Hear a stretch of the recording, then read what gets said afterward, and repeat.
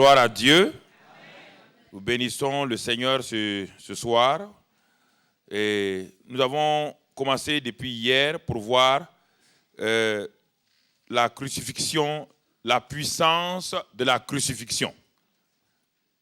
Et nous avons réalisé que très souvent, nous n'avons pas compris la vie chrétienne telle que Dieu a envoyé son Fils pour accomplir. Et nous avons vu avec Paul hier que la croix, le message de la croix est une puissance pour ceux qui croient. Mais quand les Grecs, les Juifs et les Romains ont regardé la croix, chacun a donné son point de vue. Les Romains ont dit,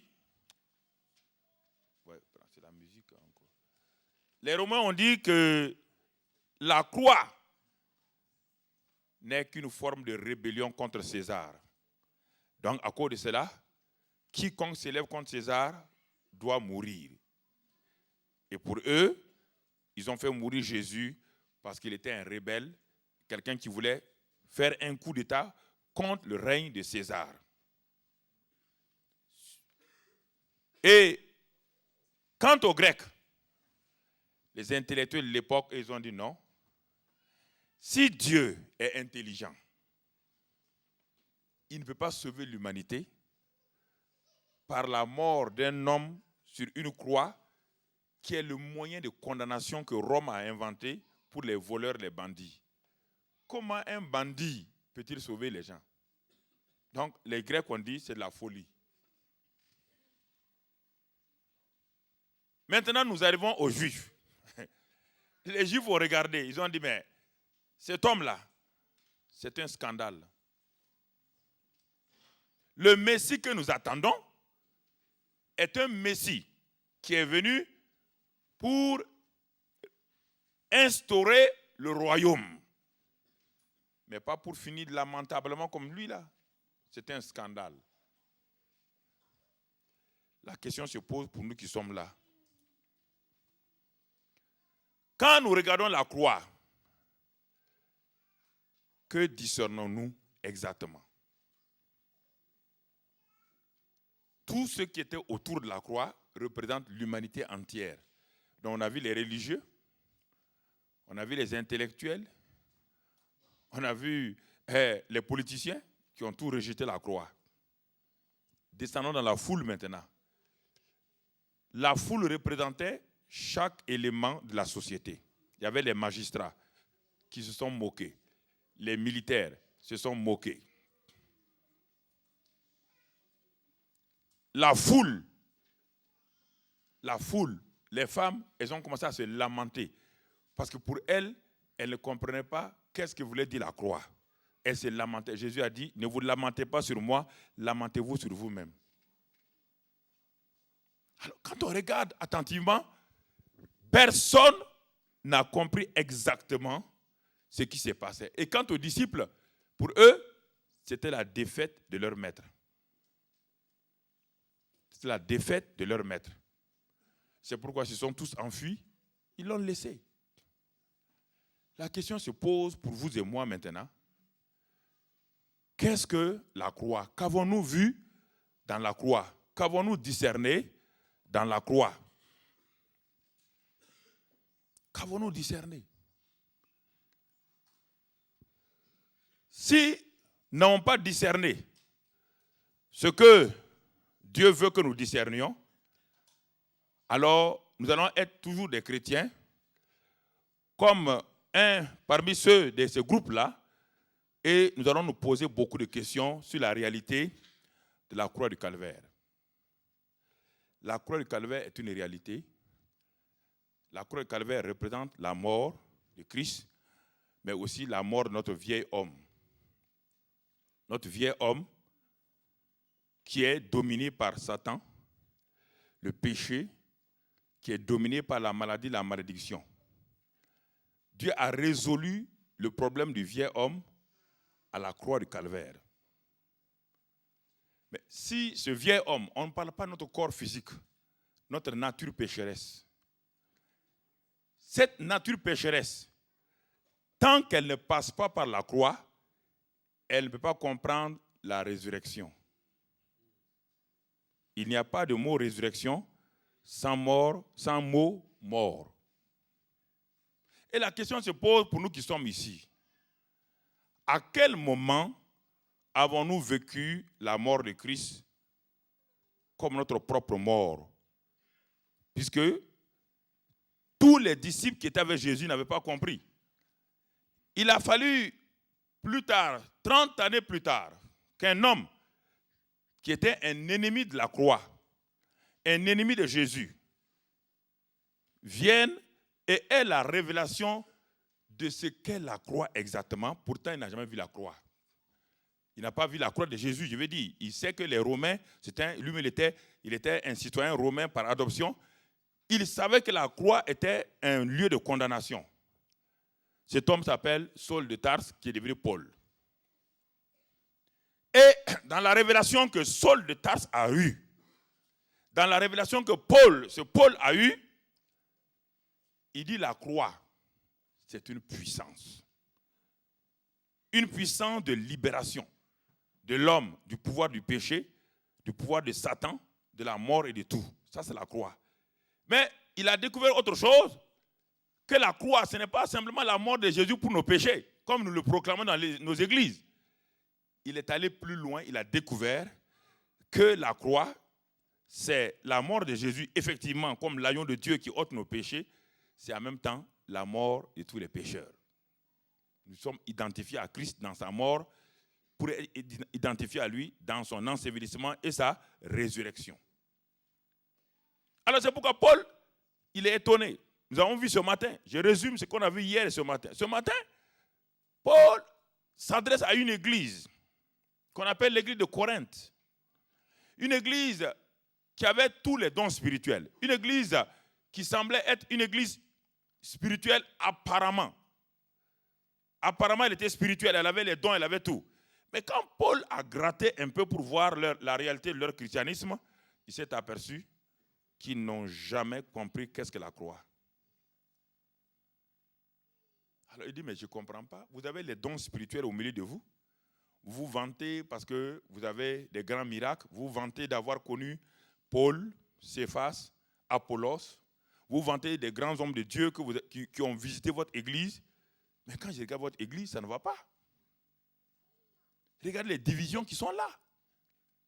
Quelqu'un qui a expérimenté la croix, dit Paul, ne connaît pas la division. Quelqu'un qui a expérimenté la croix ne peut pas vivre comme il vit. Il dit à tel point que même les païens disent que votre église, eux-mêmes, ils ne fréquenteraient pas votre église parce qu'il y a tellement d'impudicité dans votre église que même les païens n'osent pas le faire, à tel point que quelqu'un a pris la femme de son propre père. Il dit, mais donc si vous avez connu la croix, si vous avez expérimenté la croix, vous n'en serez pas ici. Et Paul était tourmenté. Il dit qu'il a des douleurs de l'enfantement. Parce qu'il réalise que la croix n'a pas été comprise. C'est pourquoi ce même Paul, plus tard, il dit, mais la croix, si vous l'avez comprise, moi je n'étais pas là. Lorsque Jésus-Christ a fait la dernière scène, à la dernière Pâque de sa vie sur terre, il a pris le pain, il a pris la coupe. Et devant vous, il a dit, ceci est mon corps, ceci est mon sang versé pour vous. Faites chaque fois ceci en mémoire de moi. C'est-à-dire, rappelez-vous, ce qui va se passer à la croix là, c'est ce que je suis en train de vous expliquer. Et c'est pourquoi Paul, qui n'était pas là-bas, plus tard dit, dans son épître, 1 Corinthiens 11, dit ceci, il dit, frère,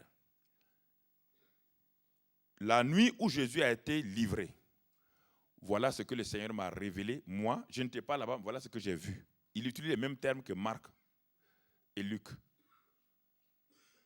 Il dit, mais le Seigneur, quand il a été livré, il a pris le pain, il a pris la coupe. Et voilà ce qu'il dit. Quel est l'importance de cette coupe-là? C'était sa mort pour vous révéler qu'il a livré son corps et son sang. Ce sont les deux choses importantes lorsque nous regardons à la croix du Calvaire. Il dit, mais je ne comprends pas. Vous ne savez pas que chaque fois que vous vous réunissez pour prendre la Sainte Seine, le monde entier vous regarde, c'est-à-dire le monde spirituel vous regarde. Si vous avez compris l'importance de la coupe et du pain. Et Paul de nous annoncer que cela est en réalité ce que nous devons faire en mémoire de ce que Christ a fait donc à la croix du Calvaire. Et Paul dit, à cause de cela, de l'ignorance que vous avez en vous sur la Sainte Seine, beaucoup d'entre vous sont devenus infirmes. Il y a beaucoup de malades parmi vous. Et beaucoup même sont morts. Alors la question se pose maintenant, si la Sainte Seine n'est pas en réalité ce que Jésus a dit, comment un simple pain, comme nous le disons si bien, un simple symbole, peut-il, je mange du pain chez moi chaque jour, et à table, on peut boire du vin. Comment les choses que les gens mangent et boivent chaque jour chez eux, dès le moment où on amène ça pour placer au milieu des chrétiens, on dit, ceci est mon corps et mon sang, dès que vous le mangez, il y a une condamnation, il y a la maladie, il y a la mort. Si c'était un simple symbole peut tuer quelqu'un, chrétien. Un simple symbole peut tuer quelqu'un. Mais pourquoi Jacques a dit dans son épître, les premiers chrétiens disaient, s'il y a quelqu'un de malade parmi vous, qu'il appelle les anciens, que les anciens prient pour lui, et il sera guéri. Pourquoi? L'église primitive n'avait pas de malades. La maladie était un accident. L'église d'aujourd'hui est malade. Et la bonne santé est une exception.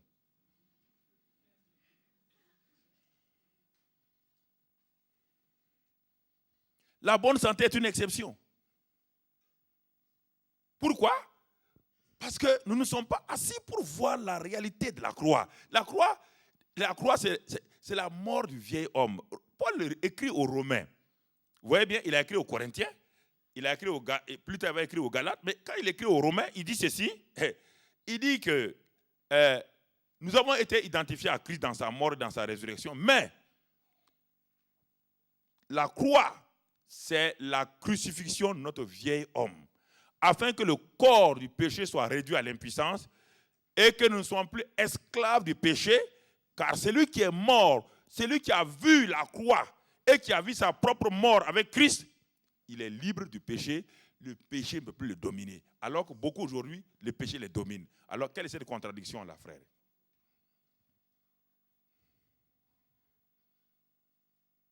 Pourquoi le péché domine les gens? Parce que le vieil homme, tant que je n'ai pas réalisé la crucifixion du vieil homme, je vais passer mon temps à lutter et tous mes efforts seront sur la victoire de quelqu'un qui a été déjà crucifié, mais dont je n'ai pas la révélation et je veux obligatoirement soumettre mon vieil homme à des lois. Et ça ne bastera pas. Paul l'a fait dans Romains 7.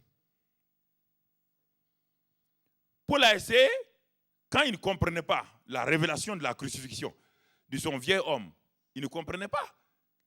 Et Paul avait décidé de faire le bien. Et dès le moment où Paul a décidé de faire du bien, il s'est rendu compte qu'il y a une loi qu'on appelle la loi du péché et de la mort. Cette loi-là a le droit légitime, légal, sur le vieil homme, parce que le vieil homme lui appartient. La loi du péché, c'est comme nous sommes aujourd'hui en Suisse. Dès le moment où vous êtes en Suisse ici, vous êtes soumis à toute la loi suisse. Vous ne pouvez pas échapper. Même si vous êtes burkinabé, le fait que vous soyez en Suisse ici, je ne peux pas me permettre d'aller enfreindre la loi suisse, on m'amène en prison. La loi du péché et de la mort est une loi implacable. Une loi qui fait du mal parmi les chrétiens, parce que tant que le chrétien n'a pas réalisé son vieil homme est crucifié, la loi du péché et de la mort aura un impact sur lui je vous amène dans une loi naturelle pour que vous compreniez. La loi de la gravitation. Tous ceux qui sont nés sur cette terre, la loi de la gravitation, la loi de la pesanteur a un impact sur vous, que vous le voulez ou pas. Tant que vous êtes sur la terre, là, la loi de la gravitation, vous ne pouvez pas échapper. Pour échapper à la loi de la gravitation, il faut une autre loi supérieure à celle de la gravitation. Et c'est ça que les frères Wright ont trouvé, ont découvert qu'il y a une loi qui permet de transcender, d'aller au-delà, de maîtriser. La loi de la gravitation est la première loi qui couvre la terre. C'est la première loi, parce que si on jette un objet lourd dans l'air, il revient toujours verticalement sur le sol, à moins qu'il y ait une autre force opposée qui l'amène à aller de façon oblique. Donc la loi de la gravitation gère la terre. Et pour qu'un objet qui est plus lourd que l'air puisse être en l'air, il faut trouver notre loi. Et c'est ça que les frères Wright ont trouvé. Et ils ont dit à leurs parents, nous allons inventer un objet, un avion, un oiseau volant imitant oiseau naturel. Et nous allons l'inventer parce que nous avons trouvé une loi qui peut contrôler la loi de la gravitation. Et la loi de la subtentation, ils l'ont trouvé. La loi de l'aérodynamique, ils l'ont découvert. Et avec ça, ils ont envoyé les avions. Et ces avions de plusieurs milliers de tonnes là continuent à obéir, à utiliser cette loi-là pour dominer la loi de la gravitation. Ça, c'est sur le plan naturel. Sur le plan spirituel, c'est la même chose. La loi du péché et de la mort, personne ne peut échapper. Il faut la loi de l'esprit de vie. C'est une loi supérieure, frère. Et cette loi supérieure de la loi de l'esprit de vie, Romains 8 l'a dit. Il dit, mais c'est lui qui est en Christ. C'est lui qui a compris la crucifixion. C'est lui qui a compris l'ensevelissement. C'est lui qui a compris la résurrection. Il est en dehors de cette loi-là. Cette loi de l'esprit de vie le tire et le met au-delà. La loi du péché et de la mort ne peut plus être sur lui. Frère, c'est ça que dans notre vie chrétienne, nous sommes devenus chrétiens, on n'a pas compris ça, on s'est lancé là-dedans. On veut faire des combats, on veut attaquer Satan au deuxième ciel, on veut attaquer les démons, on veut attaquer ceci ou cela. Mais les démons disent, mais tu ne connais même pas ta propre loi par laquelle tu dois vivre.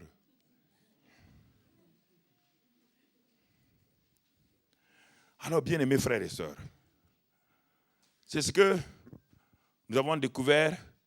Et le même Paul est venu à notre secours. Ce matin encore, nous avons vu Paul venir à notre secours. Cette fois-ci, en écrivant aux Galates. Quand il a écrit aux Galates, il a trouvé que les Galates, ils avaient les mêmes problèmes que les Corinthiens et les mêmes problèmes que les Romains. Les Galates avaient bien commencé par l'esprit, ils ont continué par la chair. Alors il a dit une chose, il dit, mais Galates, je ne comprends pas pourquoi vous faites comme cela. Il y a quelque chose que vous n'avez pas compris. Pour vivre la vie chrétienne, il faut d'abord savoir que nous avons été crucifiés. C'est pourquoi il dit, j'ai été crucifié avec Christ. Cette phrase que les chrétiens citent n'est pas une phrase, n'est pas un slogan publicitaire. Non, c'est une déclaration d'une réalité. J'ai été. Paul dit, j'ai été crucifié avec Christ. Mais pourtant, Paul est venu 30 ans plus tard, lorsque Christ avait été déjà crucifié. Comment un homme qui n'a jamais rencontré Christ, comment un homme qui n'a jamais vu la crucifixion peut-il déclarer? Ce n'est pas Pierre qui a déclaré « j'ai été crucifié avec Christ ». Pierre ne comprenait pas la crucifixion. Pierre a regardé la crucifixion, il a vu une défaite. Il a fui. Mais Paul, 30 ans plus tard, il découvre que la mort de Christ à la croix n'était pas simplement la mort de Christ pour prendre nos péchés. Il y a l'autre aspect de la croix. La croix a deux faces. La face que tout le monde voit, c'est le pardon des péchés. Et la face cachée de la mort de votre vieil homme. La croix a deux faces. La face que tous les chrétiens connaissent, Jésus a pris nos péchés. Gloire à Dieu. Mais 6 mois plus tard, tu te rends compte qu'il a pardonné tes péchés. Mais ton vieil homme continue à produire le péché. Parce qu'il n'a pas compris. Surtout le face de la croix. C'est ça que Paul a compris. J'ai été crucifié avec Christ. Et il dit, si je vis maintenant là, je n'ai pas changé. Ma taille n'a pas changé. Mon visage n'a pas changé. Mais ce qui a changé, c'est mon homme intérieur. Ce n'est plus moi qui vis, c'est Christ qui vit en moi. Vous comprenez maintenant? Pourquoi Paul dit, je puis tout par Christ. Vous comprenez pourquoi? Les gens croient que Paul était un misogyne, croyaient que c'était un gars bizarre. Non! Ceux qui n'ont pas la révélation croyaient que Paul était un gars, un stoïcien. Il dit oui, dans les problèmes, dans les douleurs, j'ai résisté. Non, Paul a découvert une chose. C'est pourquoi il dit, qui nous séparera de l'amour de Christ? Le crucifié avec Christ n'a pas peur des problèmes de persécution. Parce qu'il sait qu'il est plus que vainqueur par celui qu'il a aimé. Il sait cela. Paul n'est pas spécial, frère. Paul n'est pas spécial. Ne l'admirez pas, Paul n'est pas spécial. Si Paul est spécial, alors vous allez faire quoi? Il a écrit la moitié du Nouveau Testament. Ce sont ces épîtres qui conduisent l'Église aujourd'hui. Ce n'est pas les évangiles, les 4 évangiles ne conduisent pas l'Église. Les 4 évangiles sont l'histoire de Jésus-Christ. Ça ne peut pas conduire l'Église. Les épîtres sont la révélation pour l'Église. Et l'Église laisse tout ça aller dans l'Ancien Testament. L'Ancien Testament, la Bible dit dans Hébreux 11, toute la galerie des héros de l'Ancien Testament, la Bible dit qu'ils sont assis. Hébreux 11 et 12 dit, il a parlé d'Abel, d'Enoch, il a parlé de Noé, d'Abraham, il a parlé de Sarah, il a parlé de Josué. Ils sont assis sur les gradins comme des témoins, ils nous regardent en train de courir la course. Ils nous regardent courir et nous courons au lieu d'avoir les yeux fixés sur le Jésus, le chef et le consommateur de la foi. Nous avons les yeux fixés sur Abraham, Moïse. Alors il se pose la question, mais est-ce qu'ils ont compris l'évangile? Est-ce que ces gens ont compris l'évangile? Mais il dit, mais on ne comprend pas. On est venu voir des coureurs de Christ. Nous avons achevé notre course. Nous n'avons jamais vu Christ. On a cherché, la Bible dit que Christ a été l'objet de leur recherche. Les Abraham sont morts, ils l'ont vu loin. Les Moïse sont morts, ils l'ont vu loin. Les Josué, les Élie n'ont jamais vu Christ. Ils n'ont jamais vu le sang de Christ. Ils voient nous, ils sont jaloux de nous. Nous qui avons le sang de Christ, nous avons vu la croix. Et ils sont assis en train de nous regarder maintenant, courir, et ils voient qu'on tourne. On dit, ah, Élie, je veux l'onction d'Élie, je veux l'onction d'Abraham. Ils attrapent leur tête et disent, mais est-ce qu'ils ont compris l'évangile? Mais est-ce qu'ils ont compris l'évangile? Nous, on n'avait que le sang des boucs. Le sang des boucs et des taureaux ne pouvait pas nous purifier. Le sang des boucs et des taureaux ne pouvait pas purifier notre conscience. Vous avez un sang supérieur qui purifie votre conscience des œuvres mortes pour que vous servez le Dieu vivant. Vous laissez ce sang glorieux. Ce sang a vaincu Satan. Ce sang a détruit les œuvres de Satan à la croix de Calvaire. Ce sang est votre moyen. Vous laissez et vous vous tournez vers nous, adorateurs, utilisateurs de sang de boucs et de taureaux. L'Église a un problème très grave. Les Abraham ont terminé, ils ne peuvent pas nous aider. Simplement leur exemple nous sert à voir les défauts d'Abraham, les défauts de Moïse, les défauts de David pour corriger. Mais ils n'ont jamais connu Christ. La Bible dit qu'il a été l'objet de leur recherche. Ils sont tous morts, ils l'ont vu loin. Et nous sommes en plein. C'est pourquoi l'auteur de l'Épître aux Hébreux dit « Courez la course, ayant les yeux fixés sur le chef et le consommateur de la foi, Christ, qui lui-même a couru, et il a couru dans la souffrance, dans la douleur, et il a eu la couronne. » Bien-aimés frères et sœurs, prenons au sérieux. La croix, c'était la mort. Il n'y a pas de vie à la croix.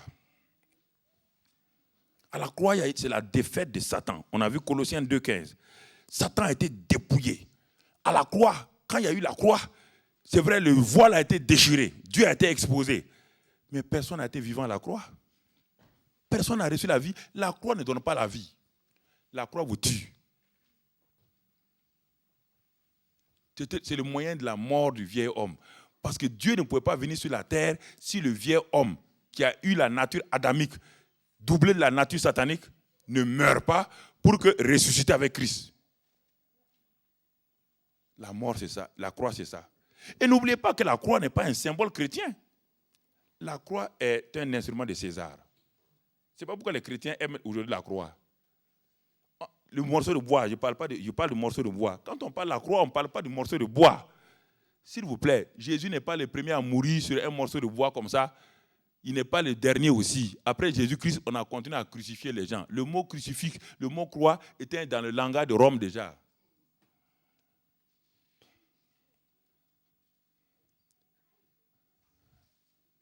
Est-ce que nous allons comprendre ça? La croix n'est pas un symbole chrétien, c'est un symbole de César. C'est le symbole de la domination de César sur les voleurs, les brigands et tous ceux qui se rebellent contre son autorité. C'est simplement ça. C'est pourquoi on dit que Christ est mort d'une mort ignominieuse. C'est pourquoi la Bible dit dans Ésaïe 53, comme on a vu hier, il dit qui a cru? Qui a cru à ce qui nous est annoncé? Qui a reconnu le bras de l'Éternel? Qui a reconnu que Dieu même a accepté, il a plu à Dieu de frapper son propre fils par la mort la plus terrible que le monde ait jamais vue. Mais si on ne croit pas ça, comment on peut être libéré? C'est pourquoi nous avons un salut très, très, très artificiel. Le vieil homme n'est pas mort. Il n'a pas été enseveli. Et alors, il ne peut pas ressusciter. On ne peut pas améliorer le vieil homme, s'il vous plaît. On ne peut pas l'améliorer. Il a dépassé le cadre d'une amélioration. Le vieil homme, la seule chose, c'est la crucifixion, son ensevelissement, et ensuite la résurrection du nouvel homme avec Christ.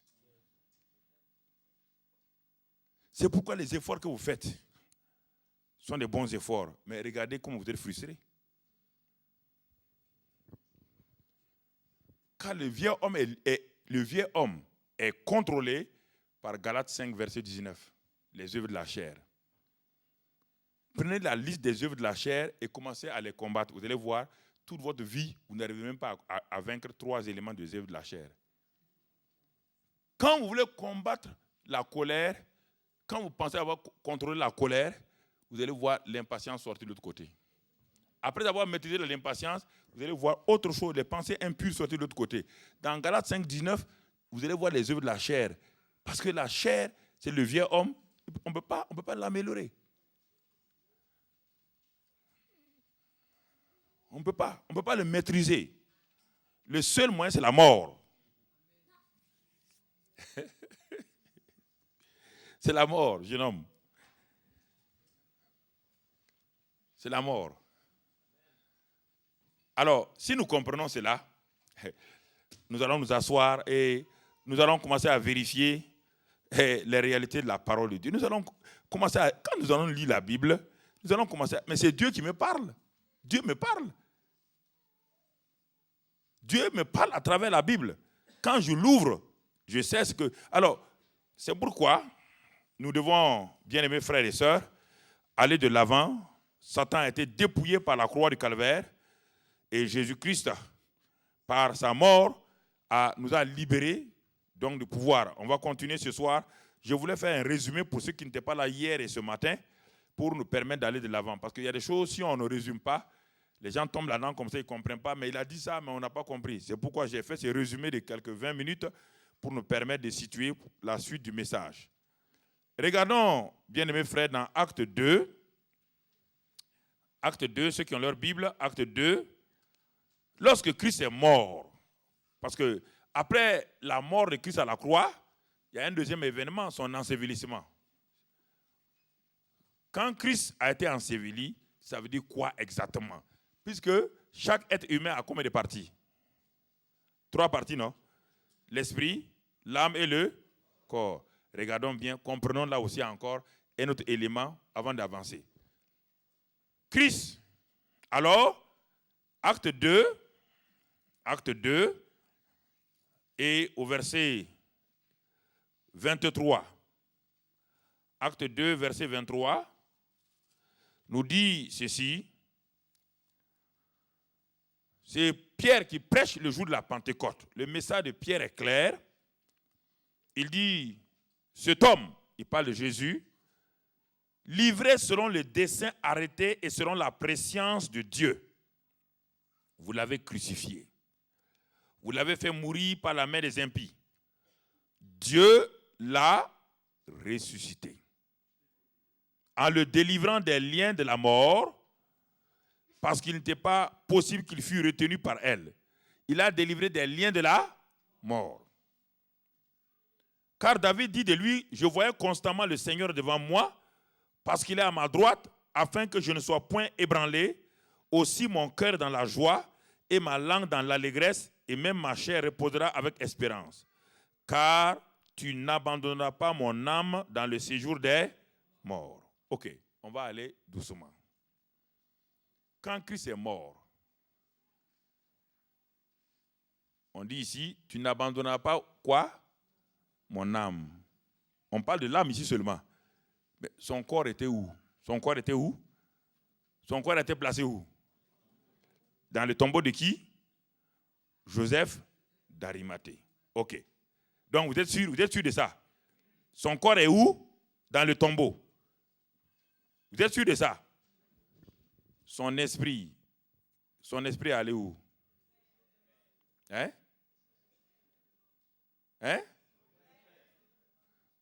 C'est sûr. Vaut mieux lire ça pour être sûr. Jean 20. Lisons dans Jean 20. Très bien. Je veux que vous compreniez. Je sais que vous êtes intelligent.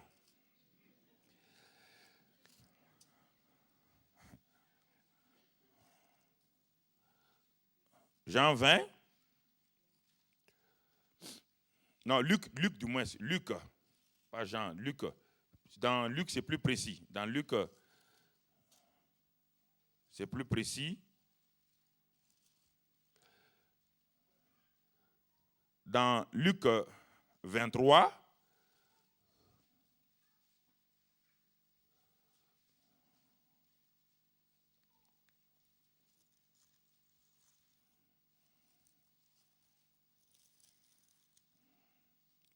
Luc 23, verset 46, voilà ce que la Bible dit.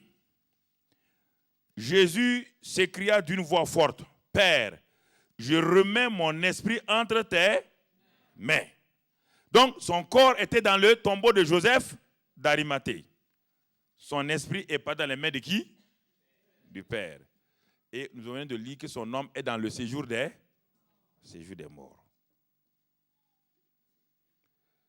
De même que nous avons fait beaucoup d'erreurs avec la croix, nous voyons que la souffrance physique de Jésus, n'était pas différente de celle des deux voleurs.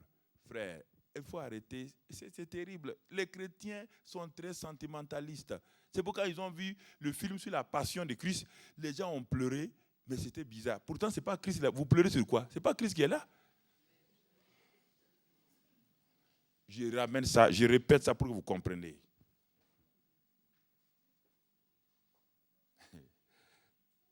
Je veux que vous compreniez très bien. La mort de Christ, elle était du même genre que la mort des deux voleurs. Tout crucifié devait passer par une asphyxie douce, lente, agonisante. Jésus n'a pas fait exception, sauf que lui, il est mort plus vite, parce que la Bible avait déjà dit qu'on ne pouvait pas couper, on allait casser ses deux pieds, on ne pouvait pas. Donc il a réalisé une prophétie. Il avait la même douleur que le voleur de droite, le voleur de gauche. Donc si vous pensez que c'est les douleurs physiques de Jésus qui sont importantes, donc en ce moment, les douleurs physiques des deux voleurs sont aussi importantes. La croix n'est pas une affaire physique, frère. Car le péché, la mort physique de Jésus ne peut pas prendre vos péchés. Le péché est une nature spirituelle. La chair ne peut pas prendre les choses spirituelles. C'est pourquoi la Bible dit, dans 2 Corinthiens 5, 21, Dieu a fait Jésus péché pour nous. Oh frère, la mort physique de Jésus ne peut pas enlever vos péchés.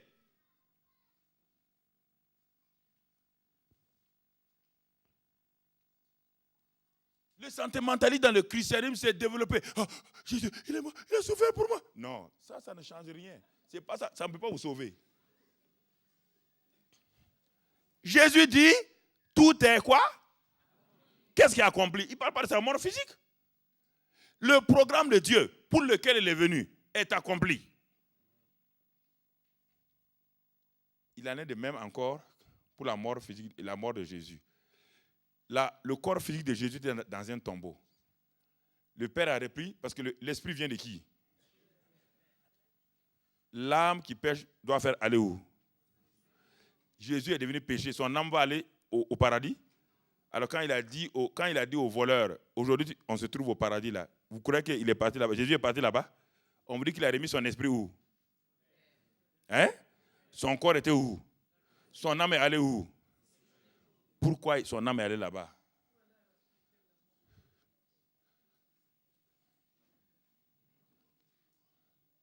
Le plus grand combat que les yeux charnels ne peuvent pas comprendre, c'est ça qui s'est passé pendant les 3 jours de l'ensevelissement de Jésus.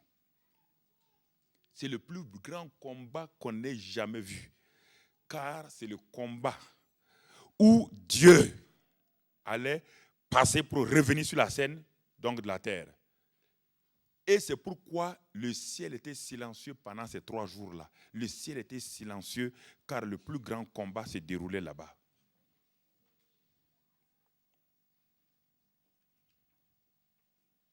Mais quand on dit que nous avons été ensevelis, dans Romains 6, nous avons été ensevelis avec Christ. Tu as été enseveli quel jour?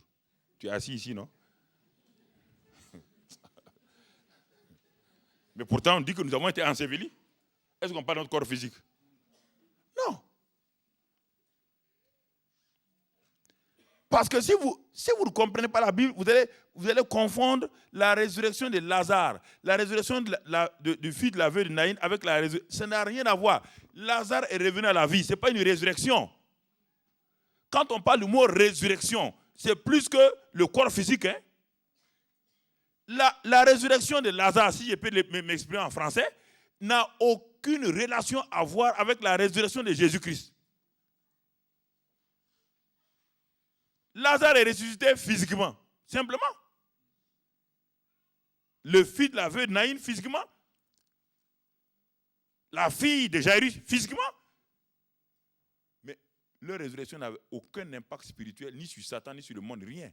Mais la résurrection de Christ, c'est important. Pourquoi c'est important de comprendre qu'est-ce qu'il est allé faire dans le séjour des morts là? Qu'est-ce que son âme est partie faire là-bas? Qu'est-ce que son âme faisait là-bas? Pierre, le jour de la Pentecôte, sans Bible, il a cité les passages de David qu'il a donnés. Le Saint-Esprit est venu sur lui et maintenant, Pierre a commencé à comprendre certaines choses.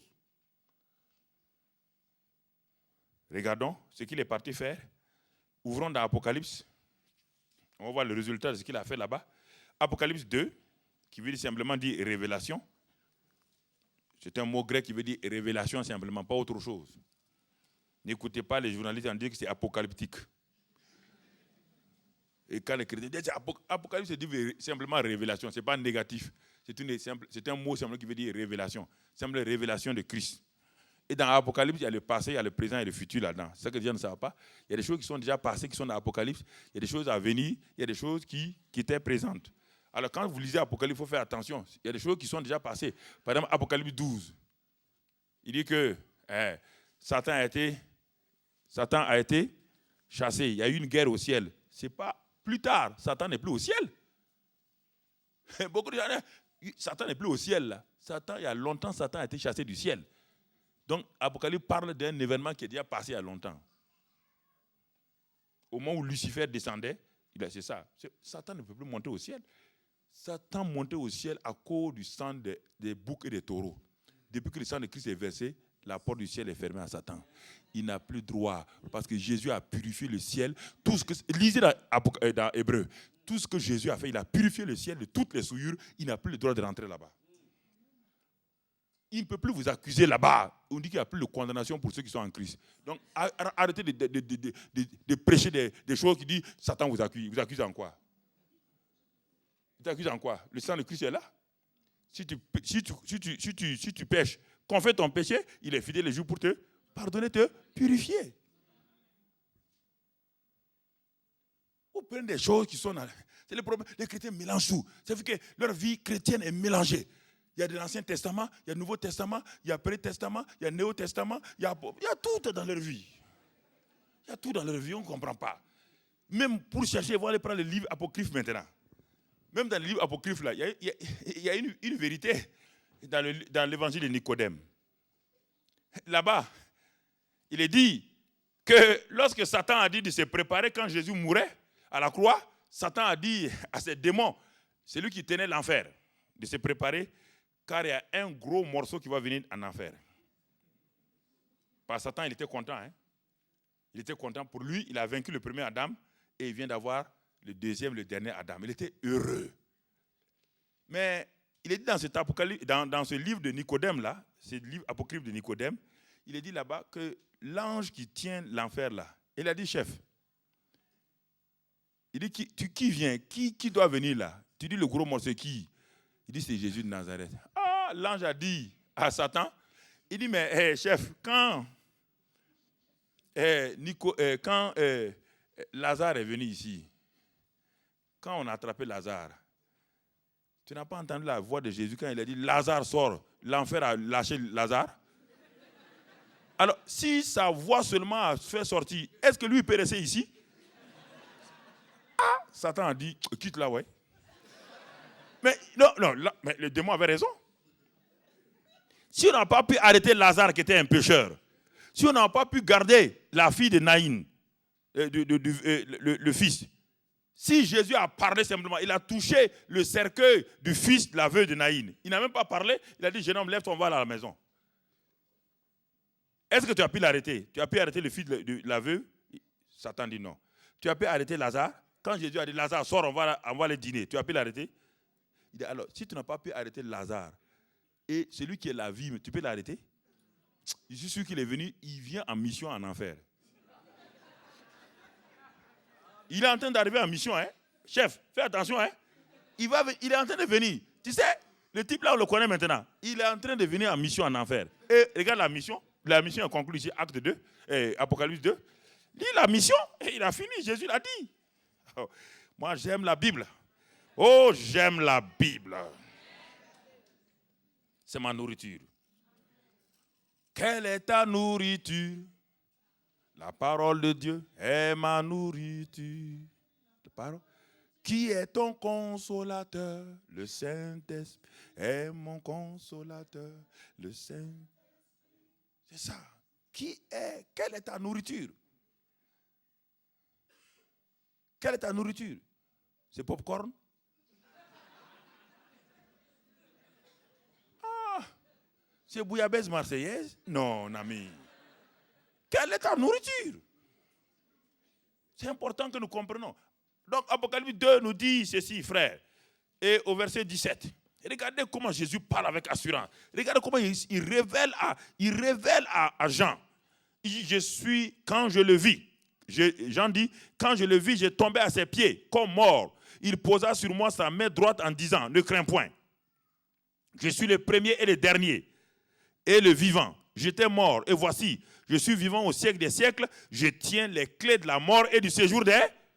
Alors, où est-ce qu'il a eu la clé du séjour des morts? C'est au paradis? La clé du séjour des morts était au paradis? Hein? Où est-ce que son âme est partie? Apocalypse 1, ok. Mais vous devez connaître, même si je me trompe, vous ne vous trompez pas, frère. Voilà. C'est ça. C'est ça. Écoutez. Où est-ce que David dit, mon âme ne restera pas où? Au séjour des morts. Et Jésus dit ici, je tiens désormais les clés de la mort et du séjour des morts. Où est-ce qu'il a eu la clé? Les clés étaient entre les mains de qui? De quelqu'un d'autre. Il a pris cette clé-là. On est en train d'aller vers la résurrection tout doucement.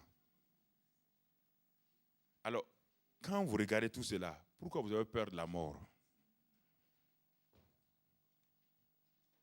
Qui a les clés de la mort aujourd'hui? Qui a les clés du séjour de la mort? Alors, pourquoi vous avez peur de la mort? Vous n'êtes pas sûr. C'est la seule chose. La seule raison, vous n'êtes pas sûr où vous allez partir. C'est la seule raison. Ne me dites pas autre chose. Puisque, quel que soit alpha,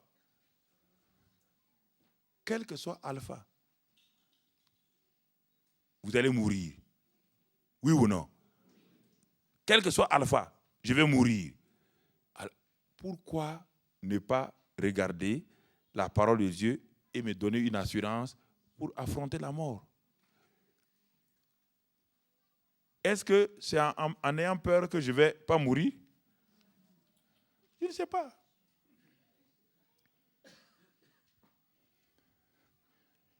Non, puisque c'est Jésus, ton sauveur, là, qui tient désormais les clés de la mort et du séjour des morts. Donc, c'est pourquoi quand les saints meurent, il vient les prendre et il les amène. C'est pas pour aller en enfer, mais vous n'êtes pas sûr. C'est pourquoi vous avez peur.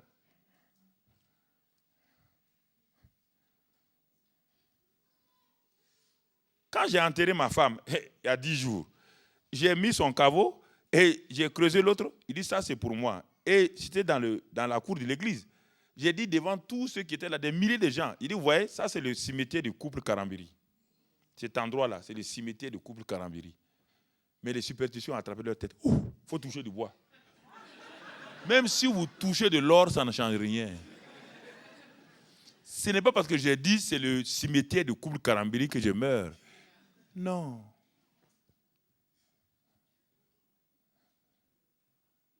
Vaut mieux savoir où on va t'enterrer que de tomber et mourir dans la mer et puis que les requins vont te dévorer, mon ami. Un chrétien qui est dévoré par un requin, c'est grave ça. Ah!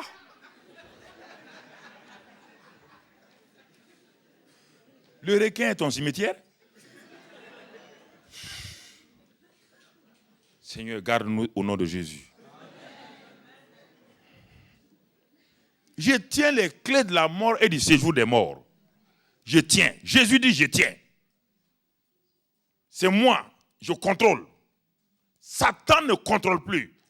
Lis dans Hébreux 2, si tu ne crois pas, Satan ne contrôle plus cela. Lis. Oh, les gens ne croient pas à la Bible, ils ne croient pas à la parole, ils croient à ce que les diseurs de bonnes aventures leur disent. Oui, tout le monde court. Hébreux 2. Si je ne m'abuse, Hébreux 2, verset 14. Ainsi donc, puisque les enfants participent au sang et à la chair, on parle de Jésus, il y a également participé lui-même, afin que par la mort, il anéantisse celui qui a la puissance de la mort, c'est-à-dire le diable. Par sa mort, il a anéanti. Il a anéanti. Il a anéanti, frère. Et qu'il délivra tous ceux qui, par crainte de la mort, étaient toute leur vie retenus dans la servitude. Non seulement il a réduit la puissance de Satan, et maintenant il te propose de te sortir de la servitude de la mort, de la peur de la mort.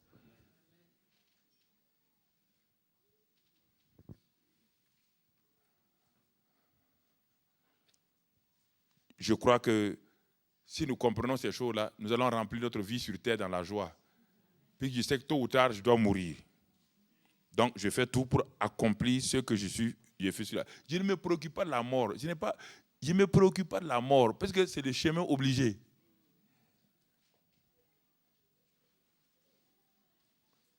Comprenez ce que la Bible dit. C'est ce qui fait la force du chrétien, frère. Ce qui fait la force d'un chrétien. Sans ça, vous allez jeûner et prier. Le jeûne et la prière n'annulent pas votre mort. Même Ézéchiel qui a eu 15 ans, il est mort quand même, non? Et Lazare qui est ressuscité, il est mort, oui ou non?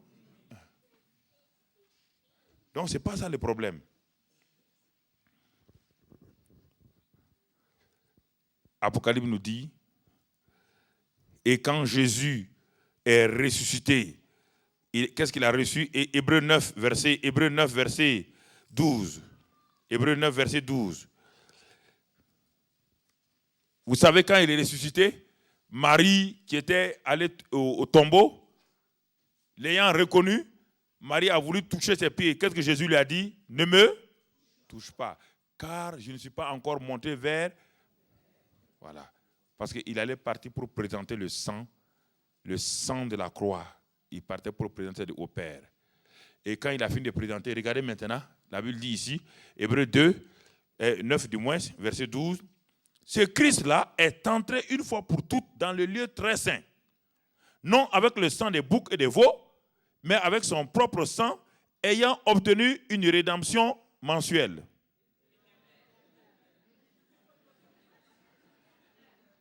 Ah bon? C'est sûr, c'est mensuel, c'est éternel. Donc, ce n'est pas mensuel. Il a obtenu quoi? Une rédemption éternelle. Alors, c'est lui qui nous a sauvés. Le voilà. Il a obtenu une rédemption éternelle. Tout est dans sa main. Il contrôle tout. Alors, chrétiens, commençons à croire à ce que la Bible dit. C'est pourquoi Dieu dit depuis hier, qui a cru à ce qui nous était annoncé, qui a reconnu le bras de l'Éternel. C'est la suite comme ça. Qui a cru? Qui a cru? Qui a cru? Regardons ce que la résurrection, maintenant, notre thème ce soir, ce que la résurrection nous donne. Qu'est-ce que la crucifixion nous donne quoi? La réconciliation avec le Père. On a vu ça hier. La crucifixion par le sang nous rapproche de Dieu. La crucifixion a enlevé la barrière entre Dieu et nous. La crucifixion nous donne la guérison des maladies. Nous donne la malédiction est ôtée. Le péché est pardonné. Ça, c'est la crucifixion. Mais ça ne donne pas la vie. C'est la résurrection qui est la source de la vie.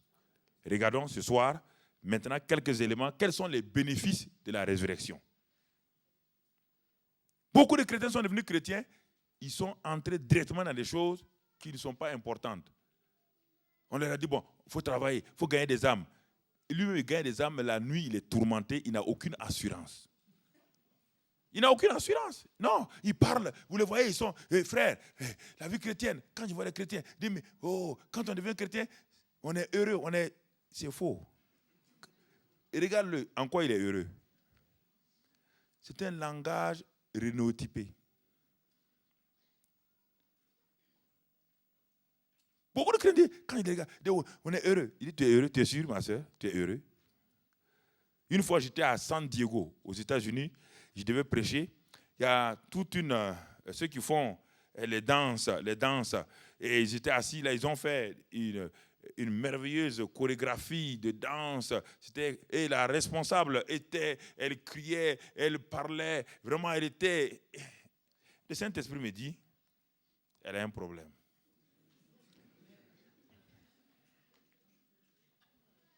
Quand j'ai prêché, elle était assise à ma gauche. Quand je prêchais, la parole de Dieu a commencé à la transpercer. Quand j'ai fini, elle était en sanglots. Mais j'ai dit, ma soeur, vous avez dit devant tout le monde, tout à l'heure, vous êtes heureux. C'est le bonheur, la vie chrétienne. Elle me dit, pasteur, ma maison c'est un enfer. Il dit, Dieu me l'a dit déjà. Je suis déjà au courant. Il dit, mais alors ma fille? Il dit, mais non, il dit, tu n'es pas obligé. Découvre la réalité de la vie chrétienne, simplement. Pourquoi tu vas jouer au théâtre? Tu n'es pas un acteur. Les chrétiens ne sont pas des acteurs. Pourquoi vous voulez jouer le rôle de quelqu'un d'autre? La vie chrétienne n'est pas c'est pas un film, ni du théâtre. C'est une réalité. J'étais à Lyon, un savant atomique, sa femme est convertie, un savant atomique a dit, bon, viens, on va l'écouter. Un Burkinabé, il dit, il dit un Burkinabé qui vient de Burkina, il dit, moi, je suis savant atomiste. Mais la femme s'est tue. Il dit, non, viens, suis-moi seulement. Il est venu avec les épaules carrées. Je suis assis là-bas au fond. Et à un moment donné, je prêchais, le Saint-Esprit m'a parlé. Quand j'ai commencé à lui parler, à révéler toute sa vie, il cherchait à rentrer sous la chaise. Il dit, mais dans le domaine de l'atome, tu es fort. Moi, dans le domaine de la révélation, je suis fort aussi. Chacun est fort dans son domaine, oui ou non? Chacun est fort dans son domaine. Le garagiste, quand il prend votre Mercedes, vous êtes étonné? Oui ou non? Il dit, bon, démarre. Quand il démarre, il dit, bon, il y a un problème ici. Il dit, bon, reviens demain, prends ta voiture. Quand tu reviens demain, tu prends ta voiture, tu t'en vas, non? Le pasteur doit être comme ça. Quand le pasteur te voit, il dit que ton cœur est en panne. Ton cœur a fait... On va prier pour toi, mon frère. Et Dieu va te... C'est ça. Chacun a son domaine. Mais oui, quand vous allez voir le dentiste, est-ce que vous doutez de lui? Quand vous voyez les chirurgiens, vous le connaissez? Vous connaissez les chirurgiens? Voici un monsieur que vous ne connaissez pas et vous dit de vous coucher. Est-ce qu'il va vous égorger? Est-ce que vous savez? Mais alors, vous avez confiance au chirurgien que vous ne connaissez pas. Vous n'êtes pas sûr s'il ne va pas vous égorger. Jésus vous dit que lui, il est fort. Vous dites non, non, non, Jésus. Ayez confiance en lui. Tous les jours, vous avez confiance aux gens. Quand vous rentrez dans l'avion, là, est-ce que vous connaissez le pilote? Est-ce que vous êtes sûr que le pilote ne veut pas se suicider ce jour-là?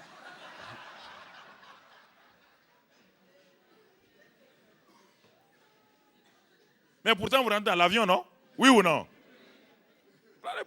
Ayez confiance aussi en Jésus comme ça. Soyez relax. Ayez confiance en lui comme ça. Je ne sais pas. Moi, je suis comme ça. Je suis un bon enfant. Je crois. Je crois simplement. Je crois simplement ce que Jésus a dit. Ne vous compliquez pas la vie. Ne vous compliquez pas la vie.